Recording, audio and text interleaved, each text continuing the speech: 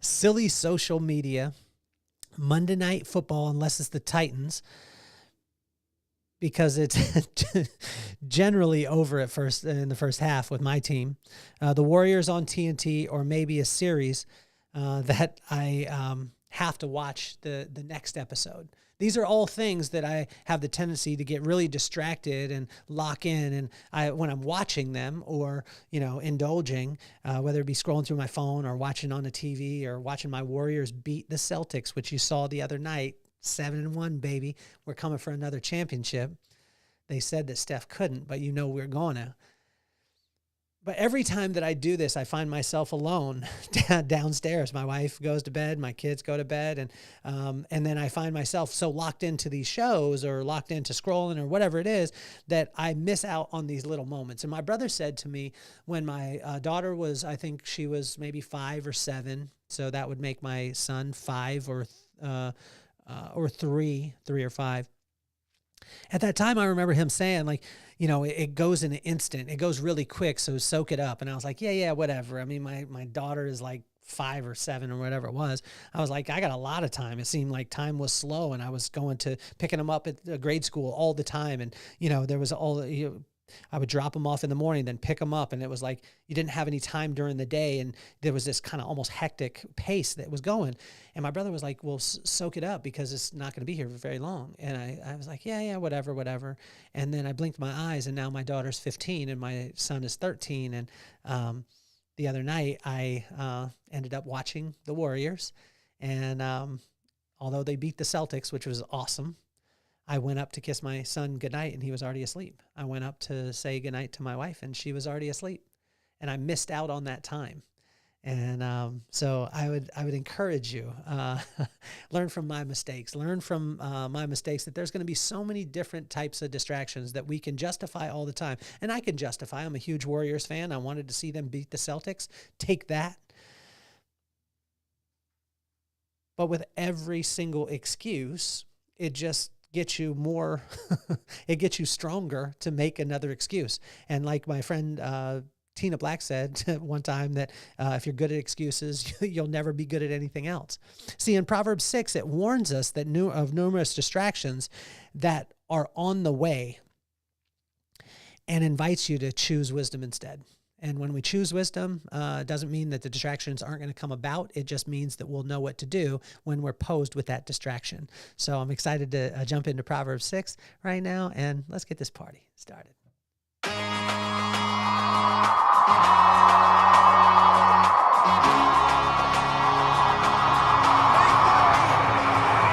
Nothing more on my mind. I got to shine, so every day I grind. Work in the morning, work in the evening. Achieving, cause we believing. It's for certain, we put the work in. We ain't stopped just because it's hurting. Right before your eyes, so it's coming to no surprise. The takeover is televised. Over and over and over again. Make no mistake, we continue to win. Defeat never known, cause I will not lose. They wanna mimic my moves, but can't walk in my shoes.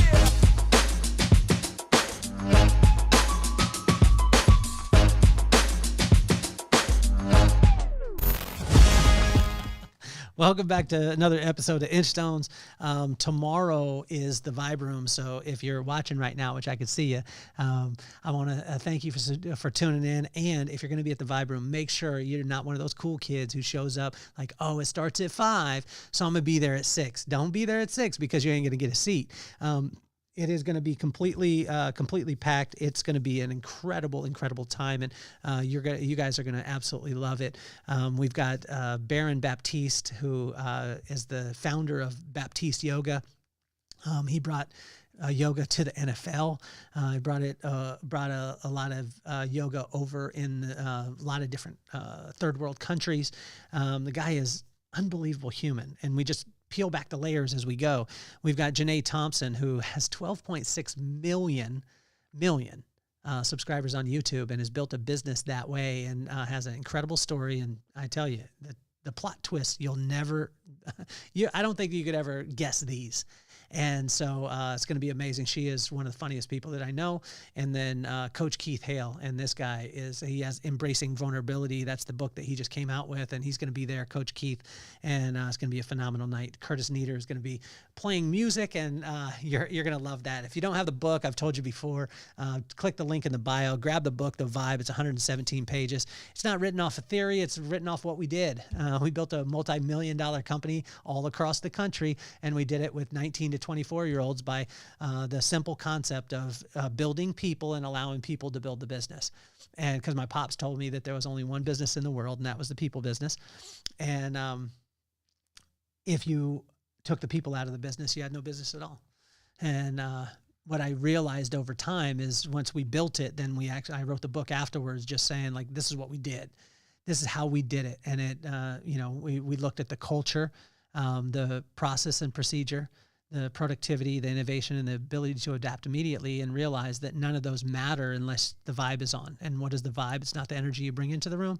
It's just the way in which people feel when you leave. And how can you construct the right vibe? It's just taking your heart set, which is your core beliefs or your belief system, taking your mindset, which is your intentions, and your skill set, which is your actions, put them in line, creates an irresistible vibe. And then when you apply that to your leadership, your culture, your vibe, all those things, it's incredible what can happen. I am blessed to be here with you guys today. I got the feeling of my mama this morning, the feeling of my pops. If you didn't get a chance to listen to the last episode, go back and listen to that one. It's about my dad and, pops and some of the things that he said. And, I find myself, no matter how many times that I read Proverbs, anything like that, I find myself still with opportunities to get distracted. And there's times where I excuse them away. And like my friend Tina Black said, if you're good at excuses, you'll never be good at anything else. See, Proverbs 6 warns us of those distractions, but also invites us to just choose wisdom.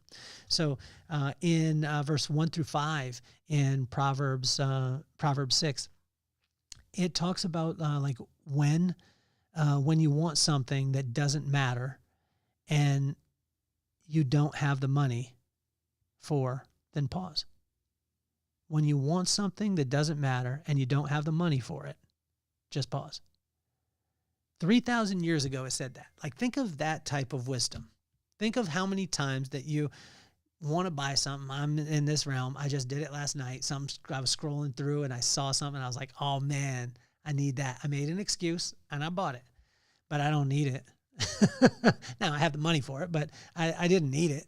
And it's funny because 3,000 years ago, what God was saying is like, I've got you. I've got all these circumstances. I've got the principle base. And you can, if you study principles, then you don't ever have to worry about the circumstances. But if you study circumstances, it won't ever teach you the principles, right? So we lay those foundations, and it's awesome what it can do. If this is your first time tuning in, this is Inchstones, which is a series of small improvements, or never walking past poor quality, Kaizen in the Japanese word. Inchstones is just the small little things that we could put in place today that will create the milestones in the future. We have that, and then we have an interview side of the show. If you didn't get a chance to see Ethan Evans, Vice President of Amazon, created Amazon Video. He was on yesterday. Dude was unreal. You need to watch him. He was on fire. And then Matthew Mayer.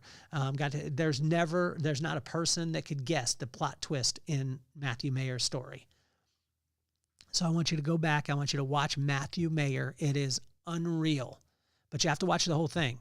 Like, they can't go quarter way through. You got to hear the whole thing, because he brings in, and there's a plot twist. I promise it'll blow you away. In verse 6 through 8 in Proverbs 6, brick by brick building is suggested strongly. We've heard this proverb for years and years, and heard over and over, like, go and look at the ants. The ants, together build things, and they can carry more than their weight, and they do it little by little, but they're the ones that, build this, can build an incredible structure. Brick by brick building is suggested strongly, and it says this in Proverbs 6 from 6 through 8, and it just... I used to I like quick fixes. I do. I'm a victim to them, right? I like quick fixes. I like to look at something and be like, oh, how can I heard a guy talking about, we just need to make a quantum leap. We need to make quantum leaps. If you're going to do it for $1, then just apply 1,000,000 to it and just jump and do it because it takes the same amount of energy. Yeah. I mean, most likely he's selling something on the back end of it. But what I want you to understand, the principle is there. I understand it.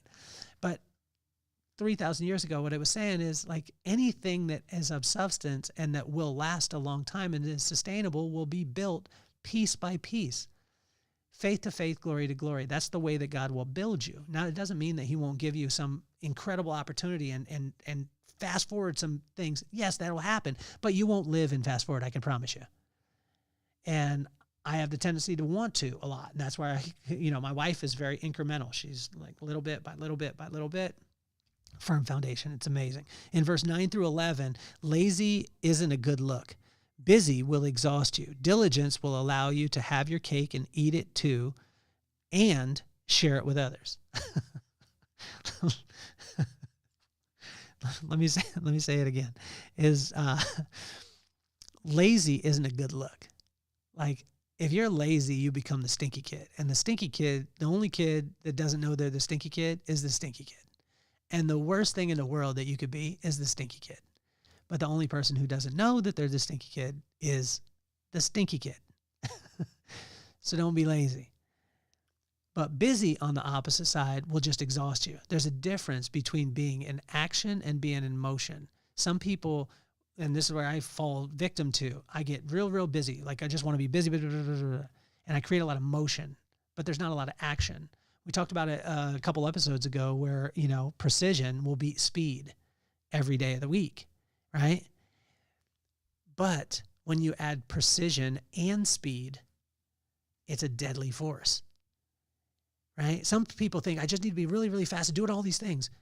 But the wise person steps back and says, I would much rather shoot one time than 50 times trying to hit the target, but it'd take me a little bit longer to take that one shot. So my hunters out there, my friends who, maybe my brother Glade is going to tell me, no, that doesn't work, Kelly. We should just shoot a lot. He probably won't tell you that. He's a good shot, and he'll probably get it in the first one. In verse 12 through 15, knuckleheads say silly things, focus on silly things, walk towards silly things, do silly things, have silly intentions, silly things happen to them.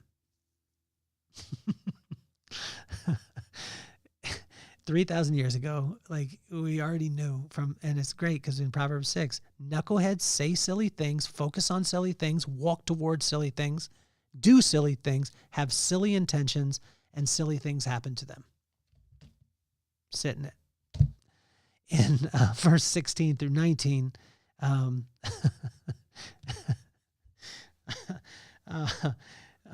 get on the good foot. I used to love me some James Brown, still do, and I can hear him right now, and I can see him sliding across the stage. Get on the good foot. And what is the good foot? It's to be able to focus, but focus on the right thing. Focus on truth and honor and wisdom. Focus on that. Tell the truth. Be kind. Use discretion, slow down, be honorable. In verse 16 through 19, it taught us how to get on the good foot. God is saying, like, get on the good foot. The good foot is good. Like you see James Brown across, having the dance moves squiggling across the stage. That's the good foot. Do we want to be on the good foot? If you want to be on the good foot, you'll focus, you'll tell the truth, you'll be kind, you'll use discretion, you'll slow down, and you'll be honorable. Never a time where those will do you wrong. In verse 20 through 35, as we finish up, is nothing in front of number one. Nothing in front of number one. Number one is number one for a reason. And you just have to ask yourself, who's number one in your life? And what is number one? Sometimes I remember in San Diego, I struggled a bit because I got a job there. I was working in Memphis, Tennessee, and then I got a job, my dream job that I had sought out for 2.5 years. I followed Robert Cromeans around the country for 2.5 years, told him my name every single time I saw him. Hi, my name is Kelly Cardenas. Hi, my name is Kelly Cardenas. Hi, sat in the front row. I was that guy. And he finally gave me a job. And when I got out there, I got the job and I was so excited. And then I started to focus so much on the job, and God let me know. He took every desire away from me. And I got to a point where I was like, God, what do you want me to do? Do you just want me to go like into ministry? You want me to be a pastor, whatever it is? And I was just about to walk away from the job. And what God told me is the reason why I took that desire away is because you weren't putting me first. So put me first. It's not about you changing jobs, environments, anything like that. I just want to be first. And when I'm first, I'll bring everything else. But if you ever let anything else get in front of me, then I'll take it away. Right? And so nothing in front of number one. He wants our eyes, our ears, our mind, and our heart. You will be protected when you walk, when you sleep, and when you wake up. When you walk, when you sleep, and when you wake up, if you don't put anything in front of number one. And here's where I would try and negotiate with God a lot. I would be like, how about just a little bit? Just a little bit. I understand, but how about just a little bit? This is how I'd be. And what he said in this is, playing with fire never ends well. Playing with fire never ends well. So don't allow even the smallest little bit of distraction to be excused away. Now, it doesn't mean that we won't be distracted, but it means that don't make an excuse about it. Call it for what it is. Be honest about it. It was a distraction. I got distracted. Let's get back on track. How can you get back on track? Just spend some time with God. Spend some alone time with him, right? Because when we spend alone time with him, what'll happen is we'll start to see his words, his actions are in line. That'll create, wow, oh my gosh, I have respect for him. What is respect? It's the fear of God. Fear of God is the beginning of wisdom. Once you get wisdom, which is the right use of knowledge, he can bring knowledge. He'll bring understanding. He'll bring insight. He'll bring discretion. He'll bring discipline. And then he'll bring strength, and it'll lead you right back to spending some time with him, which will make you respect him more, and it'll flow. But once we break that and think, oh, I've spent enough time and I can move on, then the distractions become even higher. My mom would say this to me all the time is tired, angry, hungry. And I'm sure a couple other conditions my mama used to warn me about. She would say, if you're experiencing any of them, don't make decisions. I now understand what she was meaning by the distractions come when my heart and my mind and my body are exhausted. Distractions are common and will always be available, although when we fill our hearts with wisdom, they will just seem like silly distractions that we can effortlessly sidestep. I love you, Mama, more than you'll ever know, and I thank you so much for all the times that you told me things that I did not listen to. If you have a mama today, listen to her. If you have a mama today, call her. If you have a mama today on this earth, call her and tell her how much you absolutely love her. It doesn't matter what she did last night, any of the things, or what she did last month, or the grudge that you're holding. Call her today. Tell her you love her. Because I could tell you this, the time that you spend with her most likely is going to come to an end at some point. And when it does, you're going to look back and say, oh my gosh, all the things that she taught me, and I wish that I would have just got over myself and I wasn't distracted by all these things. The easiest way not to get distracted is to focus on wisdom. And where can we get it? We could get it in the Word, get it from Proverbs. It is my absolute honor to spend time with you. And if you don't have the book, like I said, go get the book. It's the link is in the bio, the Vibe. If you're not coming to the Vibe Room this time, make sure you stay in touch because it sells out very, very quick. And I would love for you to be a live version of the podcast, which is unreal. We added music to it. It is an unbelievable experience. So that's my cue. My name is Kelly Cardenas, and I'm officially off the hot seat. Peace, love, and soul.